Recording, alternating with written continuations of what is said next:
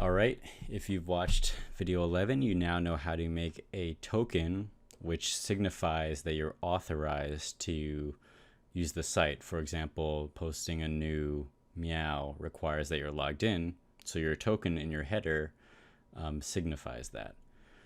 Now, there's a couple things that are kind of odd about our code, and for example, we have this code here that we're copying and pasting in a couple places, such as this route for making a new meow. For removing a meow, we're also having the same code here for decoding the token that comes in. So a way to clean this up is by actually making a middleware function in Express, which will allow you to not have to copy paste this authorization decoding code every single time you need to verify that the user is logged in. So let me show you how that works. So the way you make a middleware function in Express is you could just make a variable like variable, let's call it authorized, and set it equal to a function. And the function has to be like this, rec res next. Or it could just be rec, however you want to do it. And inside this function is where we're going to do this stuff. So I'm going to copy this, I'm going to paste it in here, and then so that's the user, and then the trick here is to say rec.user equals user. So basically I decoded the user from the JWT token that was sent over in the header, and now I'm just going to attach that user to the request object that's coming through here. So this might be a little confusing, but here's where this is going to go. For right here where you post the new meow, I'm going to say comma, I'm going to say authorize, which is the new function that we just made, and then another comma. And you can put a whole bunch of different functions in this post thing here. You could have a whole slew of functions as long as they're all middleware. And what makes a middleware function? Well, it has those three things like I mentioned, rec res next, and it calls return next. If you don't call next, it won't progress down the line of middleware. So yeah, you just have to call it. So this should work. So once you have that, then you can get rid of all this stuff, the code that we were copying and pasting, delete that. And then everywhere where you have user here, remember how we had user before? We were defining user in this variable. Since it's not there anymore, what we did was we set it on the rec object. So back down here, wherever we have user, we're going to say rec.user. Rec.user.id, rec.user.id. And let me copy this down here for the removal of a meow2, authorized. I can remove this now. And where's user? Right here. So user becomes rec.user. Okay, so let's just double check to make sure this works. Let me log out, let me refresh this. Let's log in as Dave9. Actually, let me just make a new account here. Sign up. Dave10, SDF, SDF2 at asdf.com. Actually, I'm gonna make it 10. Just to be consistent. Sign up. Okay, I'm signed up.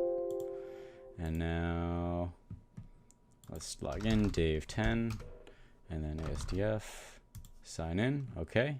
And then let's post a little, okay, there we go, it worked. So it was able to figure out, see it has my name there. It was able to figure out the user, even though we don't do it in this exact route function. We encapsulated that code in a separate function up here that does all this code for decoding the token. So another reason I just did this is because I want to demonstrate to you a way to make it so that if you've been logged in for a long time, let's say like a week, you can make it so that the server stops accepting new meows if you haven't logged in over a week, just to make sure you're still the correct user.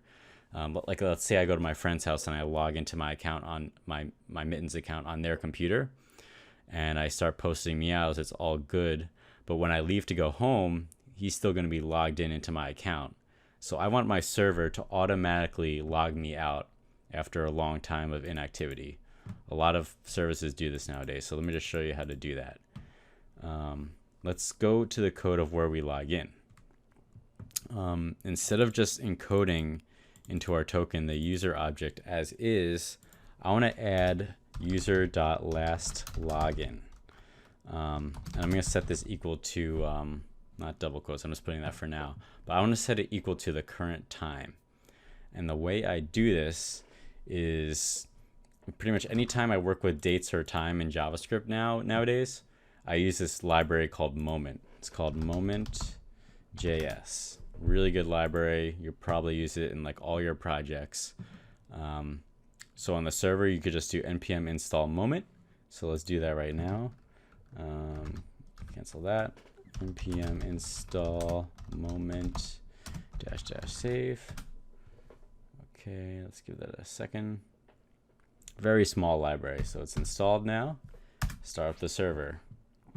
I mean, the alternative to using moment is just using the built-in JavaScript date time stuff, but if you take a look at the moment docs, you'll see that where's the docs? You'll see that it comes with tons of stuff for showing dates and times, for parsing dates and times, for manipulating, subtracting time from one another, and you'll see why that comes in handy.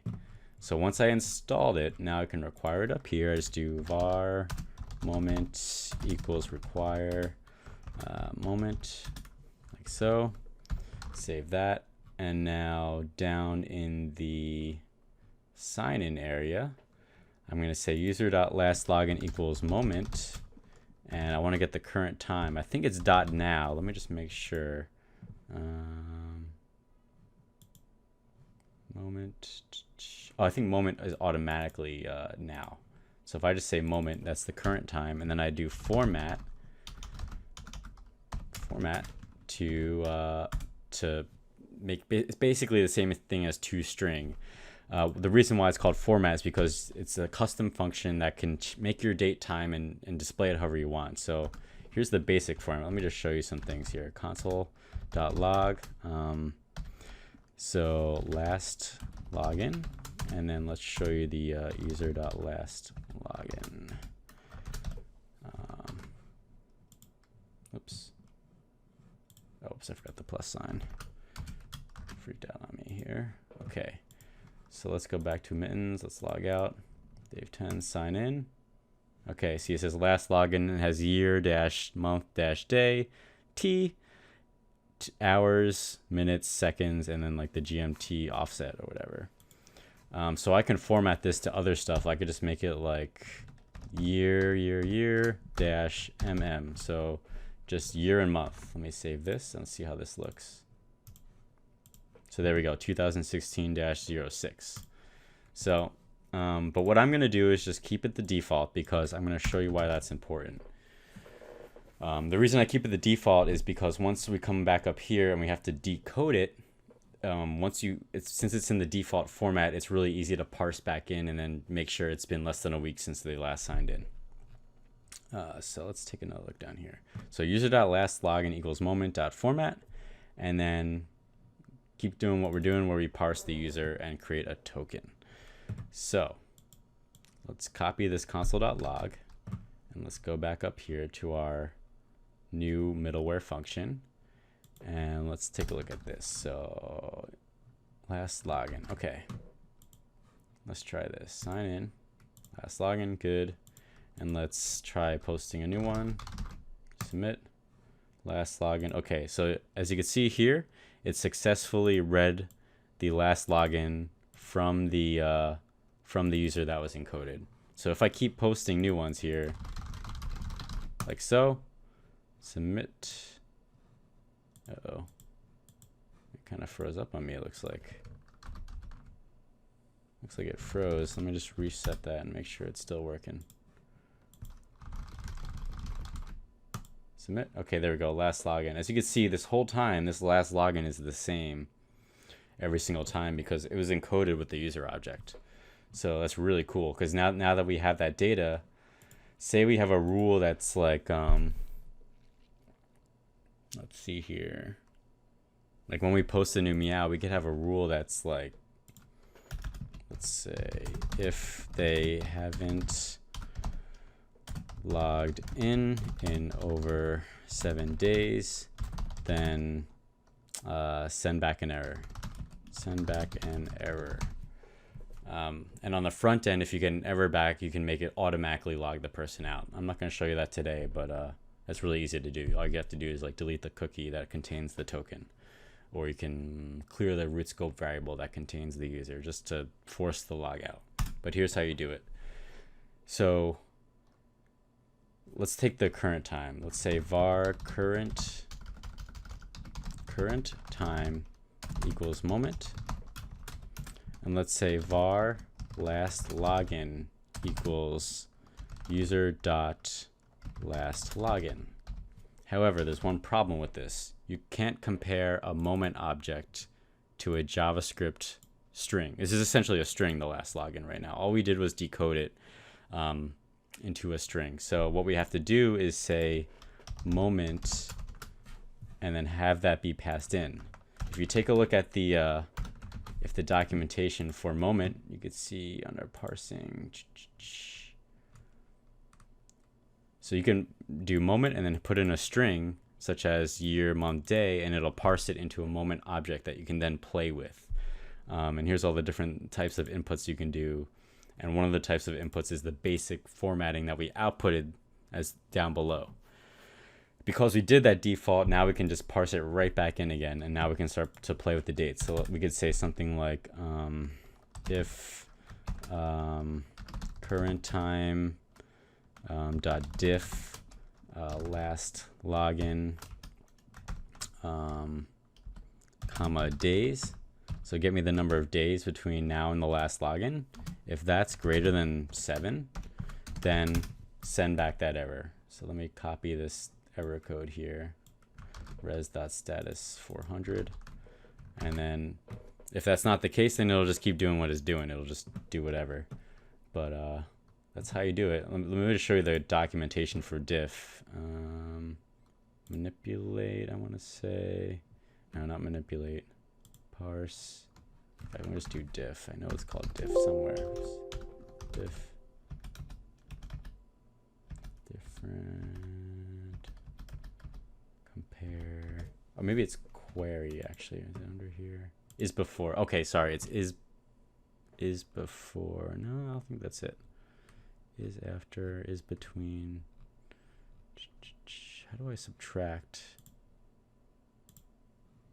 Let's subtract no. Let's Google it real quick. Moment.js diff JS docs. No, an example. Get the difference between two dates. Okay, dot as hours. Okay, so this is how you do it. Moment dot duration and dot diff. Okay, so moment has a certain way of doing this. So you have to do if moment dot duration, and then inside the parentheses for dot duration, you do current time dot diff last login. I don't need to put days here. Then you do dot as days. So I can do something like this. Dot duration dot as days. So this is the code right here. So if the number of days is greater than 7, then send back the error. So let's just make sure everything's working okay. Submit. Oops, we had an error. User is not defined. Oh, it's rec.user. Sorry, rec.user.last login. So let's try this again. Submit. Okay, it went through okay. So I'm not going to wait 7 days right now just because that'll be a very long video. So just let me do this. If current time.diff last login dot let's say as minutes. These are all moment.js functions, by the way. This is why moment.js is so cool. It comes with all these cool functions for comparing dates and times, converting them to minutes, hours, days, milliseconds, all that good stuff. So if the login was over 1 minute ago, then send back an error. Just for testing purposes. Obviously don't do this in real life. So let's see what happens. Submit.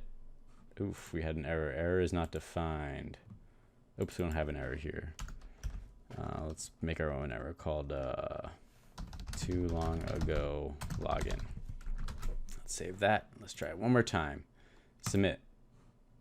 Okay, it looks like it didn't go through. Again, I'm not sending back the errors to the front end, so you can't see the error, but obviously this meow was not created if I submit it. So there is an error. So what I can do is change it to, let's do this. Let's log out and log back in again. Dave 10, sign in. And now let's submit it. And there we go, it went through. So the thing I just did, if you logged in more than a minute ago, then it'll send back an error saying you've been logged in for too long. You got to re-log in.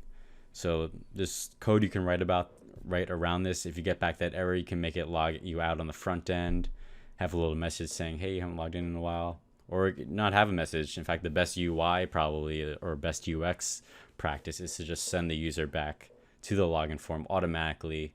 And then once they log in, then it'll redirect them back to that form where they can submit their meow. So always have a good UX. And that's what I'll leave you with today. Enjoy.